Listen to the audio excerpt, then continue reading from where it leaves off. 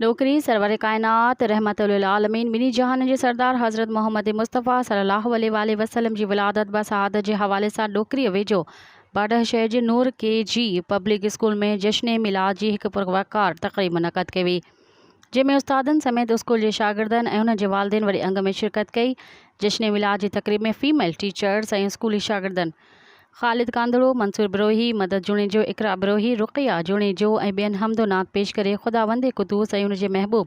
हज़रत अकरम सल्लल्लाहु अलैहि वसल्लम जो शान बयान कयो। इन मौक़े ते स्कूल जे प्रिंसिपल अब्दुल हुसैन कांदड़ो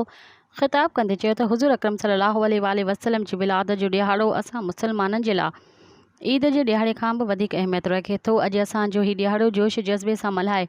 हज़रत मोहम्मद मुस्तफ़ा सल्लल्लाहु अलैहि वसल्लम सां सची मोहब्बत जो इज़हार कयो आहे।